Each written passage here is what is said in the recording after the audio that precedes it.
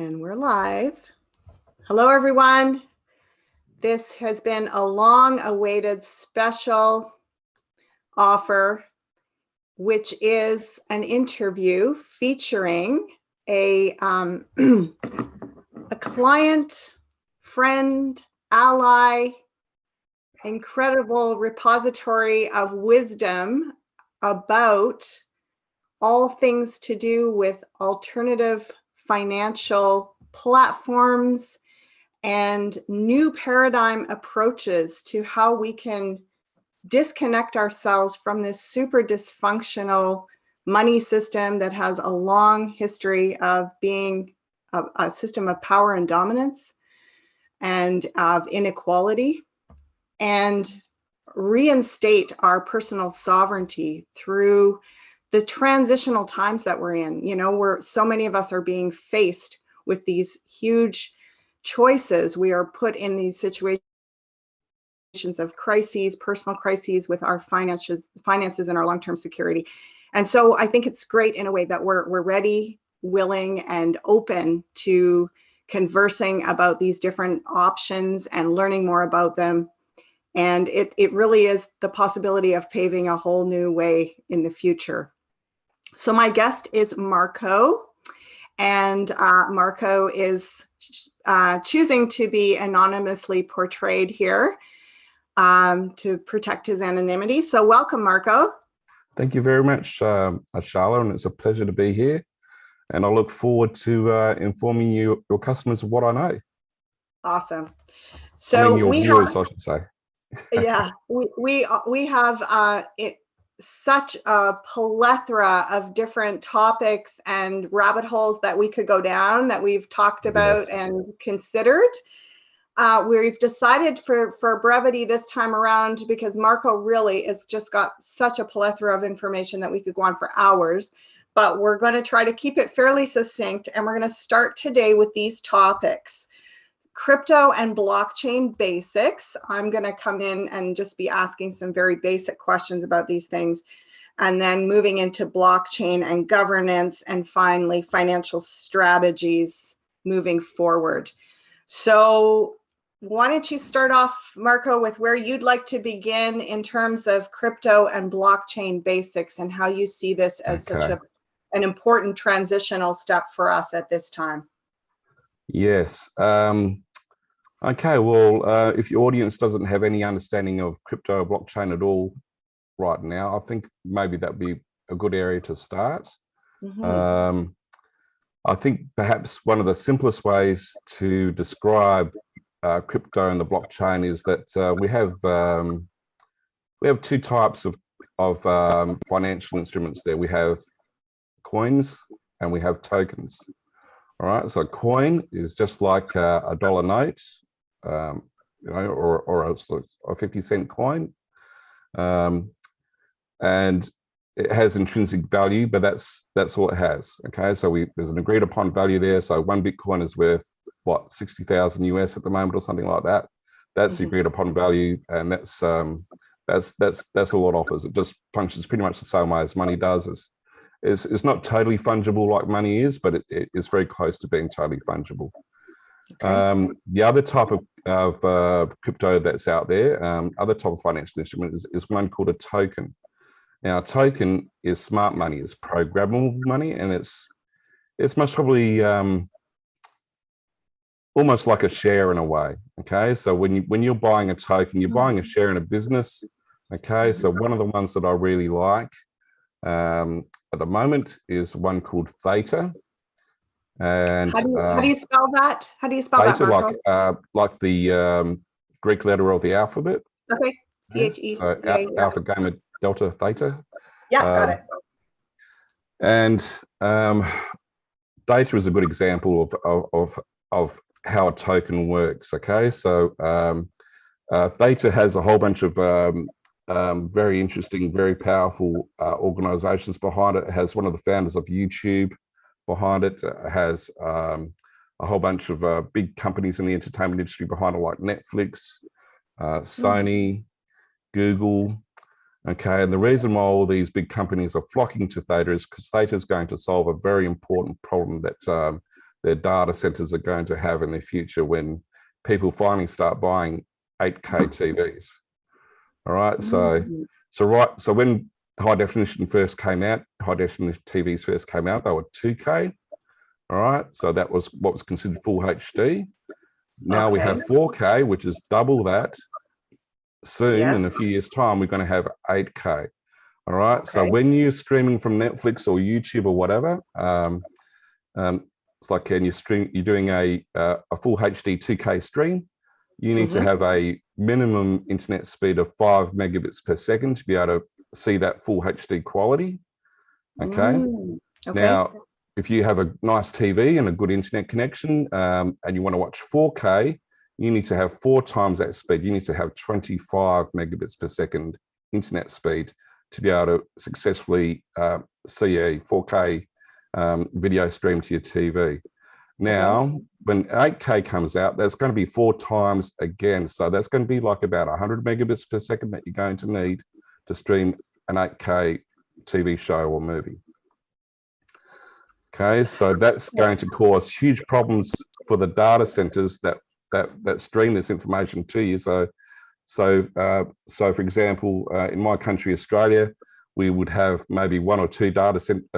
We'd have a few data centers, maybe in Melbourne and Sydney, and they'll be streaming to the rest of the country.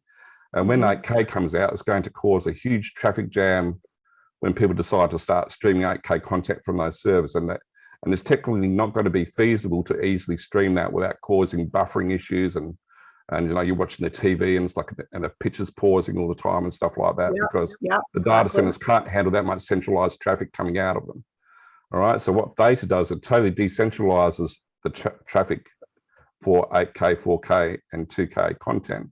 And the way it does that is by Theta will most probably be built into your TV or your computer or your phone. You'll have the option to flick a button on there and say, look, I want to share my internet connection and the storage of my phone with people in my neighborhood. You watch your favorite YouTube video or something on Netflix or whatever. And what happens when you finish watching that show, it's downloaded onto your device. Okay. And then that copy that you have is shared with the local neighborhood. So instead of streaming from a centralized location, so let's just say there's someone in Australia, they're living on the other side of the country in Perth. Okay, instead of trying to stream from Melbourne or Sydney, they'll be streaming from someone in their own neighborhood. Okay, and that decreases the pressure on those centralized data centers. Okay, and you get paid to do that, obviously, because this is an expense on your part. You're paying for the storage on your device. You're paying for the internet from the internet provider. So you'll get paid in Theta Fuel, most probably, which is a type of token to help facilitate this for those companies. Fascinating. Okay, absolutely fascinating. Yeah. So does this somehow put like Netflix out of business because people? Oh no. This is to help Netflix. Okay, so I'm and another confused. thing that's great about I'm a bit anti-establishment, to be honest. Full disclosure here, but to be fair to Google and Netflix and all that, this is it's like a huge money saver for them, okay? Because the cost of running their data centers is now being outsourced to us. Oh, I see. Okay, they are paying for us for that privilege, okay? But their infrastructure no longer they don't have to spend as much. If Theta became really popular, they're not going to have to spend anywhere near as much money in the future on building huge data centers to be able to stream all the traffic out to all their viewers. Okay, got it. Okay, so it's just where it's being streamed from it's what's being added as a result. And because there's such a logarithmic increase in bandwidth as you go from 2K to 8K, it's just going to be technically not really feasible to stream 8K content from centralized data centers. Okay, so what does this Theta token mean for regular folks who are looking to invest in something that's going to be really relevant in the upcoming decade or so? Okay, well, just like like I said before, it's similar to a way. It's more than just a stock. Okay, it's smart programmable money. But when you're looking at these tokens, you'd look at them when you're choosing one to invest in. You'd look at them the same way you'd look at the stock. Okay, you look at who's behind the business, what the business idea is behind it. Okay, does the business idea make any sense? Do you think there's a market for it? Okay, and is that something you want to participate in? So you'd obviously want to see a profit there. And some people like myself would also like to see, it's like introduce an ethical side of that too as well. It's like, do I trust these companies? Do I want to deal with them? I do trust Theta, even though they're in with the big boys. And I think that, yeah, they have a very good future. But that's not investment advice. And I think that's something we should have started with, actually, Ashala. It's like we're providing access to information here. We're not offering financial advice. These are just tips and pointers to be a guide to help you make your own decisions on what you feel would be best for your own financial interests. So don't go out and buy Theta just because I like it, because it could crash tomorrow, and then you're not going to be happy with either of us in that case. So. Exactly. It's a very uncertain world in a lot of ways, and we're having to learn about a lot of these things so that we can make our own choices. As you were saying, you know, I just feel what I'm starting to get the sense of is it's the power of autonomy, sovereignty, personal choice that's being kind of invoked here. I got to ask you, because I've been hearing about this crypto, and since we're just talking about crypto here, I've been hearing about this new crypto. I think it's called Shiba or something. Can you comment on that? Yeah, Shiba Inu is what's called a meme coin. Okay, so it's based on a meme, which is like an internet joke, for no lack of a better word. You know, when things go viral, it's called a meme. And where Shiba Inu, it's like Shiba Inu is like the little brother of Doge Coin. Okay, which is the big brother of out of all the meme coins. Okay, so when people in the crypto industry create these meme coins, because they're just created as a bit of fun and a bit of a lark, they have very, very little value. Okay, so we're talking about such little value, they're not even worth 1 cent. Okay, they're like about 1,000th of a cent or 10,000th of a cent.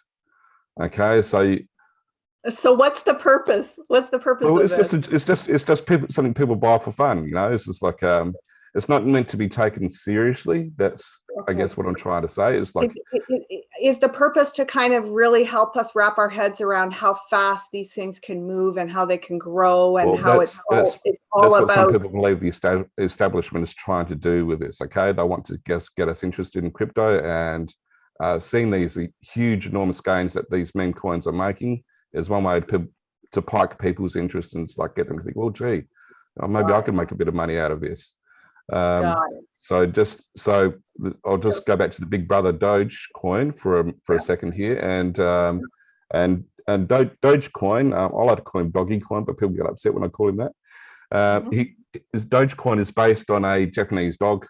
Okay, it's just a picture of a Japanese dog. That's the icon, the symbol for it. And it's just a cute looking dog, and people's like, oh, I love that, look at that dog, I'm going to buy that coin, but they're just buying it for fun. They're not buying it as an investment. So it's never really meant to be an investment. It's ended up being one, but it wasn't originally meant to be that at all. And it's just ended up being one because so many people have bought it. So so there are doggy coins. There's Dogecoin billionaires out there that have bought $1 billion Dogecoin. Okay, that would have cost them maybe. Well, let me just go back to Shiba Inu. There's someone that bought $8,000 worth of Shiba Inu about 9 months or a year ago, I think it was. And he's now worth several $1 million. Right. So it's kind of like a collector's game, really. Like exactly. That's most probably the best way to put it. Okay. Like you're going to collect, I don't know, hockey cards or something. By all means, go and buy Shiba Inu if you want, but don't throw your whole life savings in it, because it's out there as a bit of a lark. It's a bit of a joke. It's a bit of fun. That's much the best way to describe it. It's a bit of fun. Have a bit of fun with it. Okay. You know, put $100 on it or something like that. If you can afford to lose $100, it doesn't matter. Okay. But if but don't take it seriously as like put your whole superannuation or your whole lifetime's investments into it. Okay. Because it's not meant for that. Got it. Okay. It's a bit of fun. So we started off with crypto basics. Can you talk a little bit more about blockchain, the concept of that? I don't quite fully understand it. Yeah, and I'm glad you brought me back to that, because I still haven't quite finished explaining the difference between a coin and a token. All right. So as I was saying before, it's like a bit like a stock, but there's also smart programmable money. And one way that people in the industry like to describe it is if there's like a real world 3D world equivalent of what a token would operate like, a vending machine would be a good example. Okay, especially when we're talking about decentralized exchanges, which we might talk about later. Okay, so you have a vending machine that's sitting in the street in the middle of nowhere. There's no human interaction at all. There's no human running that. Okay, you go in there and you throw in $1 bill or some coins, and it spits out a drink or some food or whatever it has inside of it, and it's all totally automated. Okay, so that's an example of how a smart contract could work. Another example I like to use is, let's just say I bought a car from you. All right, so let's say I like your car and you want to offload it because you don't need it anymore. Let's just say that this is sometime in the future and we don't have keys anymore. We just have like fingerprints as a way to unlock the car, and maybe eye sensors or something like that, where they just take a scan of our irises or something. Let's hope not. That sounds a little bit Big Brother, but it's an interesting way to explain it. So we could have a smart contract in place where the biometrics required to get into that car don't change until the money is in your account. All right. Okay. So once the money's into your account, that car is now mine. You don't even have to be home for me to be able to pick the car up. Right. Okay. You could be on a holiday overseas and just enjoying yourself. Okay. And you've sold the car to me, and it takes a while for the money to come through for some reason. But as soon as it comes through, I can just come around to your house, jump in the car, and away I go. All right. And by the same token, it's like, if you pardon the pun, if you come back from your holidays and you decide, you know what, I really like that car, I want to take it back again, you can't, because the biometrics is now tied to me due to the contract. So it's not going to recognize your fingerprints anymore. Okay. When you put your eyes in front of the iris scanner, it's not going to recognize your eyes. Okay. So that's just another example of how you can program a contract to, it's like, fund a financial transaction. So another thing that's important to understand about both coins and tokens, what they both do, what the blockchain in general does, it automates the process of trust. Yes, this is fascinating to me. Please tell me about this, because to me, this is what this whole game is about, really. Yeah. So what it's supposed to do is automate the process of trust. Okay. And the way it does that is through something called consensus. All right. So let's just say you were at a party last night and you're talking to me today, and I turn around and say to you, oh yeah, I was at that same party, Ashala, and it's like, I'm not really sure whether to believe Marco or not. It's like, I don't remember seeing Marco there. So you think, well, how can I find out? Because I trust Marco. I think he's not lying to me, but I still don't quite fully believe him. Okay, well, what I'll do is I'll just ring up some of the other people that were at the party last night. I'll ask them, hey, did you see Marco? Okay. Okay, the first person in his picture say, no, I didn't see Marco there. It's like, no, I don't think he was there, Ashala, sorry. But then you call up another 3 or 4 people after that, and they'll say, yeah, Marco was there. I saw him there. He's having a great time. It's like he's out the back in the shed, talking to this horrible guy who looked like Donald Trump. But yeah, he was there. And then you finally get through mass consensus, the fact that I was there. Okay, even though you didn't actually see me, you now know that I was there at that party. Mass consensus and trust. So that's how they automate the process of trust. So when we get back to Bitcoin, for example, when Bitcoin, the way Bitcoin automates the process of trust is you have these computers. It's like it's like pretty much anyone can run a full node of the Bitcoin blockchain on their computer. And what happens when you do that is your computer will be doing 2 things, as well as storing the whole blockchain.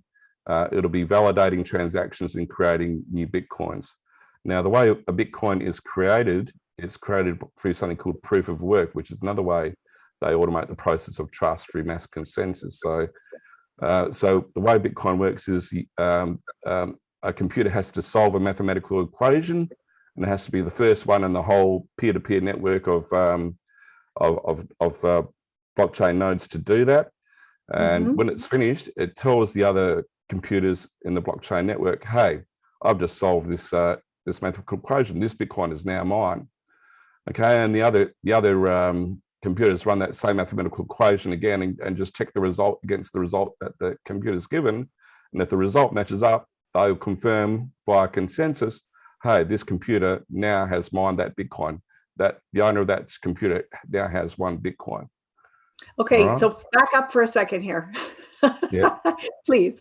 The computer, meaning just your regular computer, is solving. Well, it's like it used to be you could do it with regular computers. I'm not so sure you could actually do it now because the amount of hardware that you need to buy for that sort of thing is quite expensive. You need a very expensive computer. This is just hypothetical example then. Yeah. So yeah, but you used to be able to do that in the past. When Bitcoin first came out, you could use your home computer to do it quite easily. Okay. Then that adds an element of like there's a game aspect to this too. It's like a little bit of a challenge, a quest or something to mine the Bitcoin. Yes, it is a bit of a challenge and a bit of a quest. But I think the most important thing is like it's a way to like create a currency that's backed by something at least. Okay, and so it's backed by the processing power of the computer that's required to solve that mathematical equation, which is why people are worried about the environmental aspects of Bitcoin, because the way Bitcoin works is the first Bitcoin that ever, let me just back up and explain something else that's important to understand about the blockchain. Pretty much all the cryptos, except for some of the 99% of the cryptos out there all have a limited supply. Okay, so there's only going to be a certain amount of Bitcoin, for example. I can't remember what the exact number is off the top of my head, but I think it might be something like 1 billion or something like that, or 10 billion. And are we near that number now? We're past the 50% mark of that. Okay. All right. The first Bitcoin that was ever mined was very easy to mine. Okay. The mathematical equation that computer had to solve was extremely easy. Okay. But as we get closer and closer to the very last blockchain that's ever going to be mined, it's like the amount of computing power required to mine that last Bitcoin is going to be huge. Okay, so we're talking about a global network of supercomputers required to mine that last Bitcoin. Okay, whereas before you could much well do it in a laptop with the very first one, because the mathematical equation that needs to be solved to mine that last Bitcoin is like it's just going to require a huge astronomical amount of computing power. Okay. So basically, what you're saying is it's getting harder and harder to get into that game. And one of the things that's great about crypto, most of the coins have a limited supply, which means as the supply shrinks, they become deflationary instead of inflationary. Yes.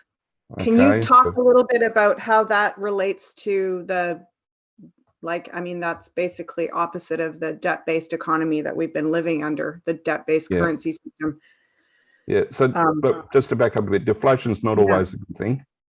Okay, so for economic reasons, sometimes deflation can be a bad thing. That means the value of everything is getting less. Okay, but what a lot of people in the industry like to say when it comes to crypto, the deflationary aspects are more a reflection of how much inflation there is in their own economy, and it's coming closer to reflecting the true value of what our assets should be worth. Okay. Okay, so but that's one way of looking at it. Just one last thing about the blockchain. It's like these same computers that are mining the Bitcoins are also validating all the transactions. Okay, so let's just say that car I bought from you, I didn't do it with a token. I decided to buy it with Bitcoin. Well, I suppose it doesn't matter whether you use a token or Bitcoin.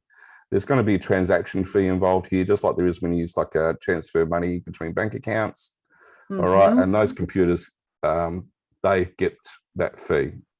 All right, so, and also together through mass consensus, they validate that transaction. So the first computer that sees the transaction says, Marco just gave some Bitcoin to Ashala. Okay, and other computers look at that transaction and they look to see where it's coming from, which wallets it's going to, and all that sort of thing, and then they validate, or it's like they either approve or don't approve that transaction through mass consensus. All right, so that's one of the things that happens on the blockchain as well, which is very important. There's a lot of validation going on, and there's also staking, which we might get into later as well, which is another way.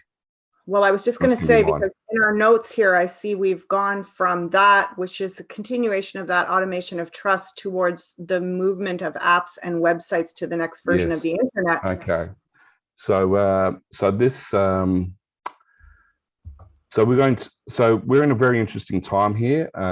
This is, it's like we're back in 1999 again, and everyone's talking about websites, and people trying to get their hand. What's a website? What's email? It's just like, I don't know if people can remember back what it was like back in those days, but I know for me, it was very hard to get my head around it initially. It's like, it's a very strange concept. It was very abstract. Yeah, you're right. Okay. You would just look at this thing on your computer, and it would show you like someone's website that was out in like cyberland somewhere. Yeah, it's just like, how does it work? And just like back in 1999, there was a little bit of e-commerce and stuff like that, but the web hadn't been fully fleshed out yet. It's like Amazons and eBays and all that were only just starting back then. And what we're going through right now with blockchain, as far as a learning curve concerned, is maybe double or triple that type of learning curve. I'll say, to try and understand what's going on with that, because it's like there's a lot to know when it comes to blockchain, and it's still early days as to exactly how it's going to flesh out. So back to it's like apps and websites, the future of apps and websites. What they're talking about when it comes to the blockchain, that the blockchain is going to fuel something called Web3. Okay, so this is the third version of the web. Okay, the first version of the web was just like dumb static websites that didn't have any e-commerce on them or anything. Like, you couldn't buy anything. You could just look at them. They didn't have any brains behind them. You couldn't click a button and make something happen on it. Okay, like you can now. All you can do is just click on a button, or it'll take you to another page of the website. It wasn't an interactive thing. Exactly. That's a really great way to put it. I like that. Yeah. So yeah, Web 1 wasn't very interactive. Web 2, which is what we're in now, is a lot more interactive, and there's a lot of great things going on with Web 2, like e-commerce and stuff like that. Anyone can start their own store and sell to anyone in the world, and they can have all sorts of functionality in their website. So it can do all sorts of interesting things. So you click on a button on a website, and it could send a whole bunch of emails to someone, or something like that. Web3 is going to be sitting on a blockchain, okay? And because the nature of the blockchain is that it's decentralized, then these websites will also be decentralized, okay? So instead of having a central hosting platform where you're hosting your website, and it's like in the future, what we're going to have is like a situation where, similar to what I was talking before about Theta, okay? People will be renting out their storage and their internet traffic to two various blockchains, and getting paid for the privilege of doing so. And if your website starts getting a lot of traffic, then it could automatically grow across the blockchain, so the traffic becomes less and less centralized, so people can actually look at what you're offering on the website. Same with apps, okay? So apps can be hosted via the blockchain on your device or other people's devices. Okay, so that's what we're talking about when we're talking about Web3. That's most probably a very simple way to put it. But also a lot of other things that are currently not on the internet at all, or only partially on the internet. Well, I suppose you could say that the stock market is completely on the internet, but that will end up on the blockchain as well, more than likely. All right. So when you buy. Sorry to interrupt you, Marco. I just really want people to understand what's the benefit of this, because you were describing to me just before we got on the call an analogy of like the blockchain being like the that big cable Oh, that got right. cut if Yes. it gets cut. Yeah, Yes. I like that Now, analogy. one of the things that I was talking about in that example is like, well, there's only one truly peer-to-peer, completely decentralized blockchain that I know of out there, and that one is called Holochain. Holochain. Yeah, Okay. or Holo for short, HOLO.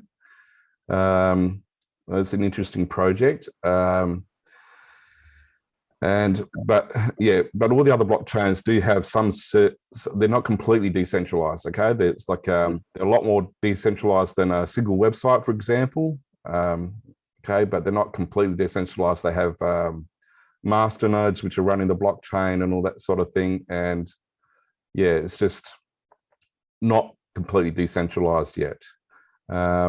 What was your original question again? Well, if we're going towards wanting more of a decentralized, one of the benefits of that, having it completely decentralized, is how it creates the security within the individual cells, basically. Yeah. Yeah, thanks for that. So yeah, I guess even if the blockchain is not completely decentralized like Holochain is, there's still some huge advantages there. Everyone around the world, well, not everyone around the world, but quite a few people around the world will have full copies of that blockchain sitting on their servers. Okay, so if the internet goes down and we lose power for a few days, as long as they've backed up that blockchain correctly, then as soon as the power and the internet comes back on again, we're up and running again. Okay. Great. Yes. So, I love it.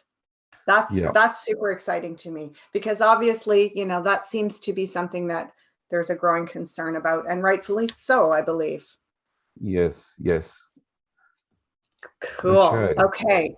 So let's go on to, we did say you were mentioning that there's a connection between this concept of blockchain and governance, and something to do with the founding fathers of the US. And well, I just really like that sort of thing. But yeah, maybe I'm drawing a pretty long bow here trying to tie these two together, but I'm going to try.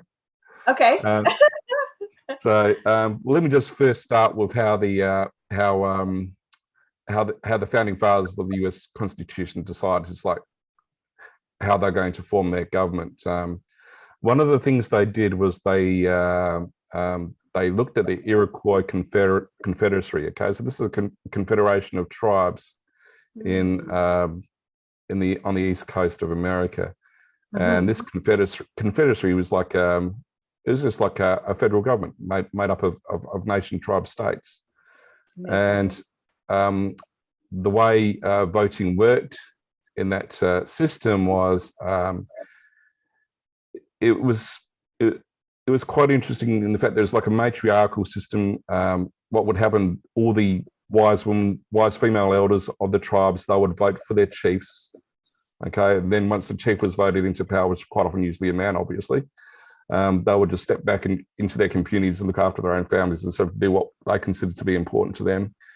But they would always keep a watchful eye on what their leaders were doing. And this is not just for their own individual tribes, but for the Confederacy as a whole. So if any chieftain decided to, pull him, like get out of line and become a bit too warlike or something like that, then these female elders were able to pull the rug out from under him and it's like and put someone else in place. Okay, and that was all done by mass consensus. Okay, so that's my long bow. Okay, so there's a decentralization of power. Yes. And structure, authority, and governance. And obviously the US founding fathers didn't do it in a way where it's just the matriarchy that was voting. They did it in a way where it's the states. Yes. Okay. And each state's retain their own sovereignty. Okay. And that's very important when you look at the difference between a republic and democracy in general, because democracy in its unchecked form is just mob rule. Yep.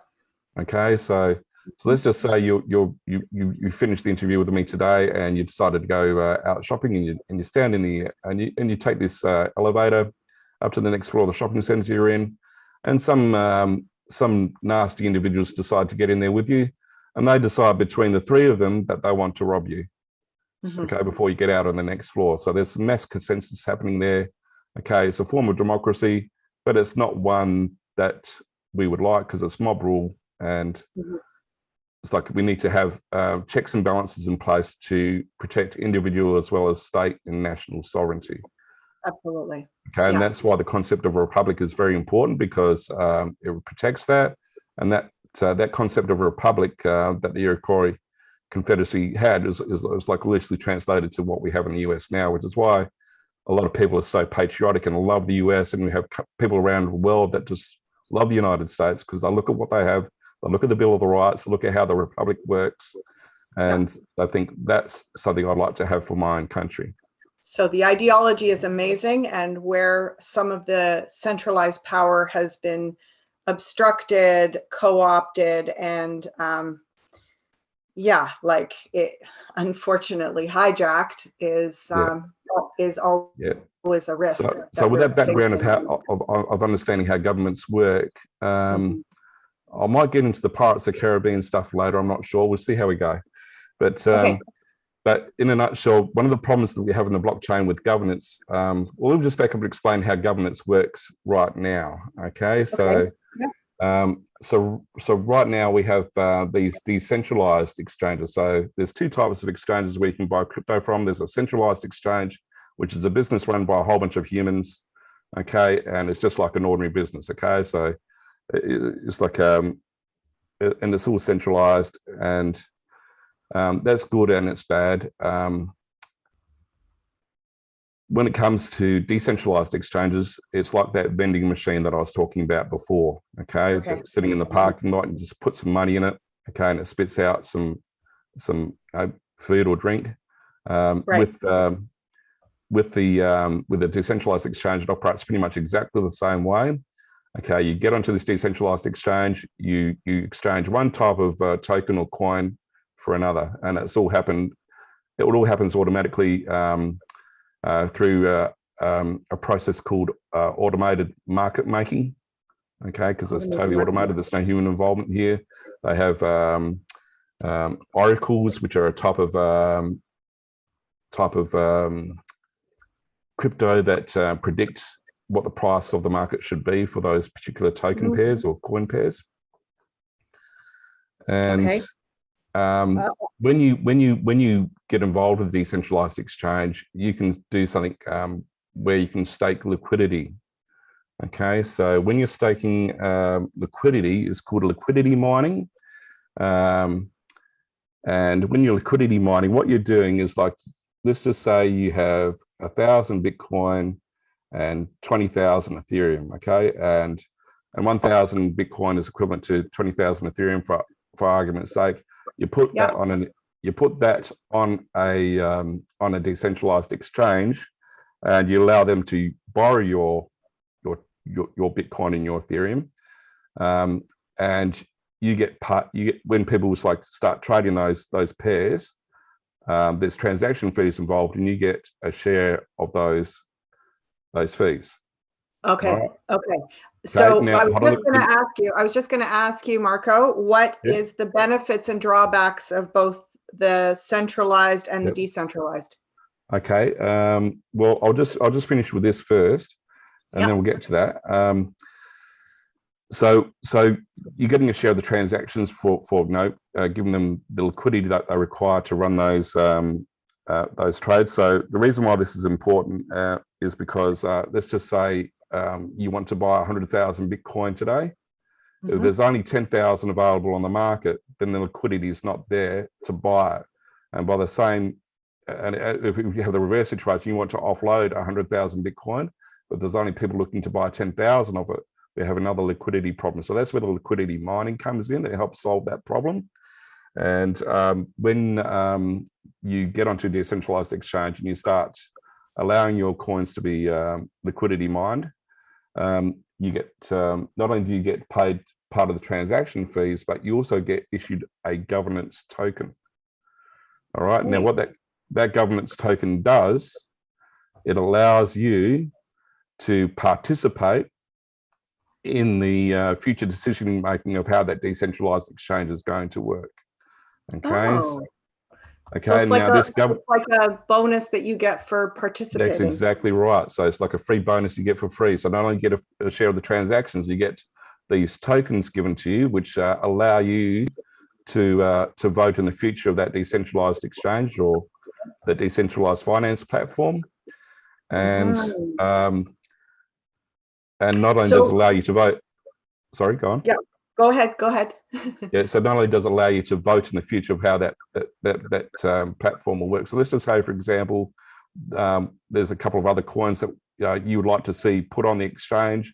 You can put a proposal in for people to vote on, and people will either vote it up or vote it down. And if it gets up, then those new token pairs come onto the platform. Okay, or if you feel that we should get, everyone that's liquidity mining should get a bigger share of the transactions, that's something you could vote for as well. Okay. And these governance tokens also have a treasury.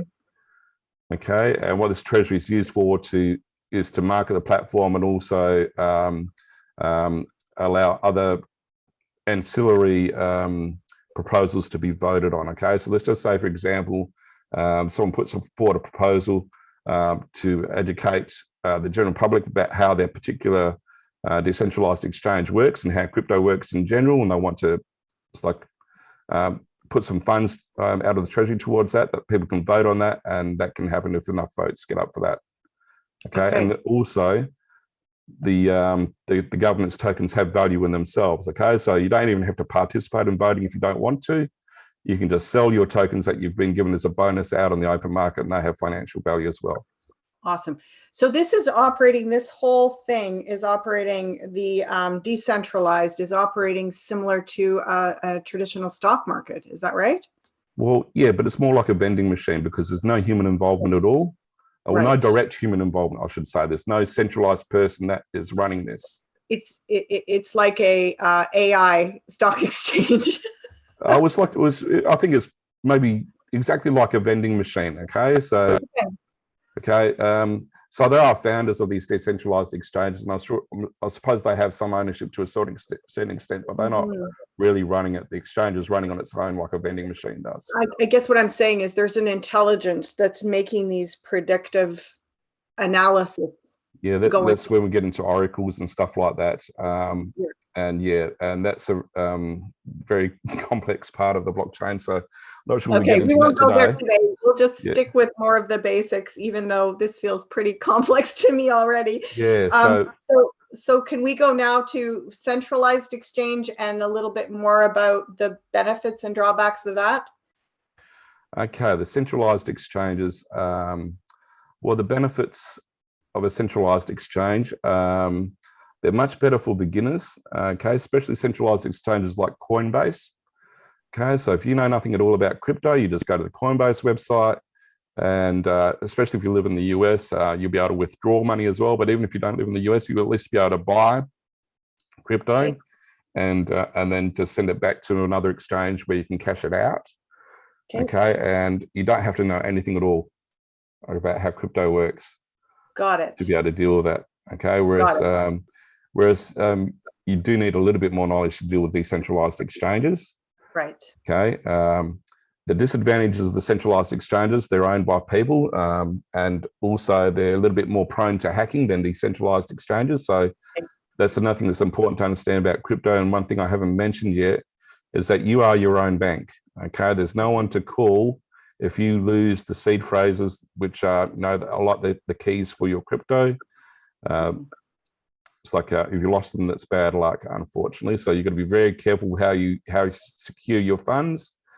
And one of the things that people will tell you in regards to security is to never leave the money that you have sitting inside your exchange wallet. Okay, so when you set up an account with Coinbase, for example, there will be a wallet there that's holding your funds. That's under the control of Coinbase. It's not under the control of you.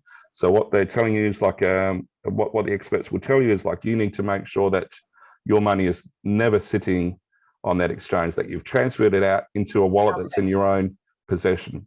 Okay, so there could be a software wallet that's sitting on your own computer, or even better, a hardware wallet, which can be allow you to store your funds offline without being connected to the internet at all, which is called cold storage. And that is better than leaving your funds in the exchange, because these exchanges can get hacked. Okay, and a lot of people have lots of money, have lost a lot of money. So Mount Gox is most probably the biggest example of that. And they lost, people have lost billions, might even be worth tens of billions of dollars worth of crypto from that hack. And the court case of that is still going now. It's like after nearly 10 years after it happened.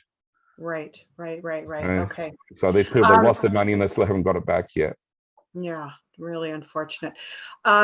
Let's go on to, this is a great segue, talking about that, the security and really how to hang on to everything, including other currencies like precious metals, stocks, cash, and all that kind of stuff. So would you go on now, please, Marco, and give us some recommendations about financial strategies around how to work with these different currencies? Yes, well, one of the things that I think is really super important to understand is like cryptocurrency should be part of your financial investment portfolio, not all of it. Yes. Okay. And you were giving a ratio that you were recommending, a ratio. Well, it's different for each individual. So if you're more heavily weighted towards a particular type of currency or investment, then that increases your risk. Okay, so that's something that's important to understand. So if you want to put 50 or 60 or 70% of your money into crypto, that's fine, but just understand doing that is going to increase your exposure and risk. Yeah. Okay, whereas if you just split it evenly between crypto, stocks, precious metals, and cash, then no matter how things play out in the financial markets, you usually got some sort of protection there. Absolutely. I totally agree. I agree. And then you're basically, the idea is that you're, as you were saying, how to protect your crypto, where to store it. I also have to just put my little 2 cents worth in here, pardon the pun, about crypto, because I always say, as you're making your profits with crypto, why not skim them off and put them into either another currency, or even better, into some kind of project fund about starting a business that is something to do with real world resource security. Exactly. The big five that I call it, like, sustainable alternative housing, agriculture, education, healthcare, all those kinds of things, but actually putting it into an asset that's going to help sustain your life and the lives of your loved ones. Like that, to me, that's a great way. You're going to play this kind of cyber game. That's a beautiful way to ground the proceeds of that into something immediately usable. And that's one way you can ethically, and I like to ethically invest as well. And that's one way you could do it. And it's funny you should mention that. One of my favorite YouTubers is a mentor to a guy called Jsnip. His name's Woo Woo Dude. And he has a saying all the time when he's talking about crypto: don't forget to take a lick of the ice cream before it melts. Yeah, right. Okay, because people will just sit there and look at the crypto portfolio, and it's like, oh, it's at 100,000 now. I'm going to wait till it gets to $1 million before I take anything out. No, take a lick of the ice cream now. Take 20 grand out or 30 grand out. Leave the rest of it behind. Unless just say you've only put 10 grand in to begin with, you're still coming out ahead if things crash and you miss the timing of the top of the market. Exactly. That's what I've been, my crypto friends, I'm like, come on, guys, like, you can bring out a little bit and put it into something, some community-based project that's going to actually really have value for you this year if things go awry, right? So, awesome. Speak maybe a little bit about the other aspects like precious metals, stocks, and cash, and how we can hang on to them. Well, there's one thing that I think that's very important, and the strategy is very similar to what I was saying before about crypto. Don't leave your crypto on the exchanges. Okay. Make sure you have them as much in your possession as possible, preferably in a hardware wallet. But if you can't afford to buy a hardware wallet right now, desktop software wallet is is like still Okay. quite good. Okay. Okay. There's also web-based wallets as well, which are not too bad, but and can still be better than just leaving them sitting on an exchange. But ultimately, if there's the best place to put them is in hardware, in a hardware wallet. Followed, if you don't have that, then a desktop wallet. If you don't have a desktop software wallet, then a web wallet. Okay, but never leave your crypto on an exchange if you can. Okay, so just be aware that if you do so, that you run the risk of losing it if it gets hacked. Yes, got it. Okay, now that strategy, I believe is best applied to all other types of investments as well. So if you have a lot of money, I don't recommend leaving a lot of it in the bank. I think it would personally be better to if you don't need to have it sitting there for housing loans or anything like that, I would take out as much as I can and make sure I have as much of a reserve of cash as possible at home. And also I would convert as much of that as I can into precious metals, and also make sure those precious metals I physically own. Okay, and they're in my. So the whole idea is we want everything that all the investments we want to have in our own possession. Okay, because when they're in our own possession, they're under our own control. So we should get like safes, or what are you? That's one thing to do. It's like Jsnip 4 had some interesting comments about that last night when I was watching him. He was saying it's like, these idiots, they get a safe, and some people just go and look at the bedroom, which is where people normally hide a safe, and they just walk out with it. And he's correct to a certain extent, but if you get a type of safe that can be bolted to the floor or to the furniture, that is how you should have a safe. You're going to have one in your home.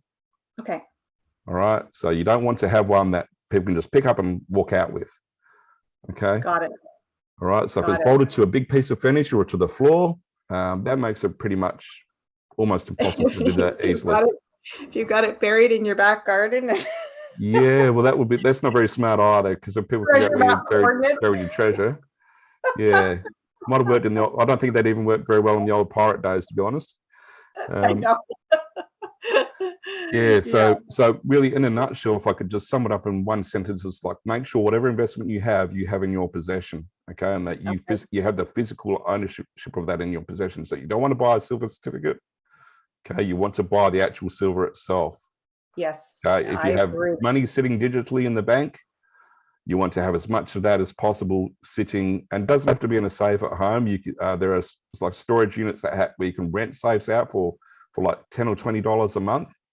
Okay, you can just have your stuff sitting there, so you don't have to worry about if someone's going to come home and try and hold you up at gunpoint and rob you of all your stuff. Yeah. Okay, so that's one way you could take care of it. And also, one last thing about blockchain is like, it's usually recommended, about crypto investing, it's usually recommended that you have your seed phrases or your keys or whatever it is, like that you need to get access back to your wallet again, is to have at least 3 copies of them. All right, and have those in 3 different places. Okay, so if you forget where it is in one spot, you know where it is in the other. And obviously, you want to make sure that if you don't have safes, you have them in good hiding spots that you can remember, but other people can't easily find. Because once again, if they find it, you're your own bank. They could steal your money, and you come home and your wallet's all emptied out because they've decided to steal your Bitcoin or whatever. Yeah, got it. Beautiful. Thank you so much, Marco. I want to finish off with just this little discussion about asset-backed currencies, which fuel production-based currency, and their comparison to the debt-backed fiat currencies. Yes. Okay. So one of the things that is quite interesting about the crypto community, if you get involved in it a lot more, is that people are right into studying how currency in general works. And when you look at the history of currency, the best type of currencies that have been around are asset-backed currencies. So these are currencies that are usually backed by precious metals like gold or silver. All right, and when you have a financial system that's run like that, a government can't just print money out of thin air and cause inflation to happen by doing that. Okay, they have to back it if they're ethical, obviously. If they're ethical, they have to back it with some silver or some gold. And if they want to print more money, then they need to get more gold and silver, which increases the gold and silver mining production. Okay, Right. so the amount of assets that are inside of a whole economy grow as a whole as the currency grows. Right. All right. So and also it tends to be a better hedge against inflation than a debt-based currency. Okay, so it's not to say that inflation can't happen with an asset-based currency. It's like a precious metals-backed currency, but it's held in check a lot more. Yeah. Okay. Okay, And so then how are we basically transitioning out of this debt-based currency? Well, that's the thing. That's a lot of people that a lot of people that are gold and silver bugs like me would like to see a return to what used to be the financial system we used to have up until the early 70s, until the petrodollar come in, and back then it's like money globally was backed by silver and gold. Okay, so if you had a Canadian dollar or Australian dollar or a US dollar or a British pound, it's like it doesn't matter what currency you had, a French franc, they're all backed by precious metals. Okay, they're either backed by silver or backed by gold. Okay. Okay, and once again, it's like that keeps inflation in check as well, and also it does an interesting thing to the wealth gap as well, and to the profit margin of companies. So, so most academic research, it's like that's looked into this, like and how that used to work in the past. It's like most companies back in the 50s and 60s, when we had that type of currency system, usually only had a profit margin around 10%, and that was pretty much all it could ever be. Okay, it was I wouldn't say it was impossible to be more than that or less than that, but usually that's what it would be. It's like it'd be 10% profit margin, regardless of how big or how successful your company was. Yes. Okay, and also the wealth gap tends to be a lot smaller than what it is now. So the research I've seen tends to show that the gap between the rich and poor is like, at a 10-to-1 ratio. So let's just say someone's making $100 a week. The big boss of the firm is making 1,000. Okay, not 10,000 or 100,000. Yes. Okay, so that tends to be kept in check a lot more by precious metals backed currency as well. Okay. And it's a much better system than debt-based fiat currencies, because debt-based fiat currencies tend to be cannibalistic by their very nature. They just swallow existing assets up, and they don't create any new ones. Totally. Okay. So how do we unplug, Marco? How do we unplug from that fiat? Okay, well, I think the most important thing we can do is invest in precious metals, especially silver, because silver is incredibly undervalued and suppressed. And one of the reasons why they do that is because silver and gold has always been seen as real money. Okay, and if silver and gold, if the value of that can be suppressed, then the debt-based fiat currency can succeed a lot more easily, because people will stay within that debt-based system. So it's really important that there has to be a lot of suppression in place for the price of silver, and to a lesser extent gold as well, because once the true value of that is discovered, then we have a serious issue for the issuers of debt-backed currency, because people will run away from that and they'll run over to silver and gold. And silver and gold has always been a hedge in times of economic crashes. Okay, the price of gold and silver always goes up, because people that know how money works, they will jump straight back into it, and the value of silver and gold just usually goes through the roof in those situations as well. So okay, so that's definitely transferring our money out of that debt-based fiat system into any of our assets, really transferring into these alternative currencies. So that being said, it's like that's very important, but it's also important to have cash on hand as well. Okay, because we've seen lots of problems lately where banks have been offline for a few hours or sometimes even a couple of days. If you're in that situation and you need to go out and do some grocery shopping, or an emergency comes up where you need to pay for something, it's really important to have at least a little bit of cash on hand. Okay, so you can cover yourself in those situations. Yeah. So even though it's no debt-backed fiat currency, it's still good to have the cash equivalent of that if you can. And once again, it comes back to having stuff in your possession. Okay, so that's pretty much the sole message of what I'm trying to say here today is like, whatever type of investment you have, you might not have anything except just cash. All right, and you might have a lot of it. Try at the very least to have like as much of that cash in your physical possession as possible, or not, or if you can't do that, don't have it all in one bank. Okay, scattered around between multiple banks or multiple accounts, and the smaller banks, the local credit unions and stuff like that. Yeah, definitely. So and the reason why it's important to spread your money across a whole bunch of smaller accounts is because each country has I can't remember what the exact acronym is. FDIC is one of them, but your funds, your bank account funds, are guaranteed to a certain extent by your local government in most countries. Okay, but that's up to a limit. Okay, so it could be 100,000, it could be 250,000. If you have a lot of money sitting in your bank account, let's say you're lucky enough to have a couple of million, you don't want to have it all sitting in one account. You want to spread it across whatever the FDIC requirements are for your country. Okay, so let's just say it's 100,000, you have $1 million in your bank account. You want to spread it across 10 bank accounts. So if the bank collapses, you haven't lost your money. Perfect.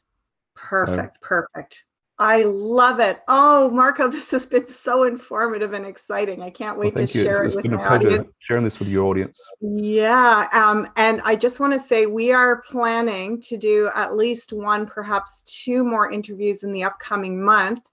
And some of the things that we want to go into, absolutely, we'd be open to taking questions from the audience and going a little deeper into some of these areas. But Marco also brought in the topics that I'm super fascinated by, ancient history of money, and particularly the smashing of the tablets and the debt jubilees, the Egyptians, the Phoenicians, the Etruscans, the Venetians, the banking in the Middle Ages. Oh my gosh, the modern history of money, JFK, Nixon, and the rise of the petrodollar. So those are some of the things we can look forward to in future conversations between us. And is there anything else you want to leave the audience with before we sign off for today, Marco? Just one thing, Ashala, just make sure whatever investment you have, just try and keep it as much in your own possession as possible. So make sure you have some cash. Make sure if you have precious metals that you actually own the physical versions of it, not certificates. And if you have crypto, store them in a hardware wallet or a software wallet or a web wallet. And skim your profits. Oh, yes. Don't forget to let the ice cream as we do. Yeah. So. Skim your profits and put it into something tangible. Yes, exactly. Awesome. Thank you ever so much, Marco. Good luck, everyone. Hope this information is helpful. We'll see you soon.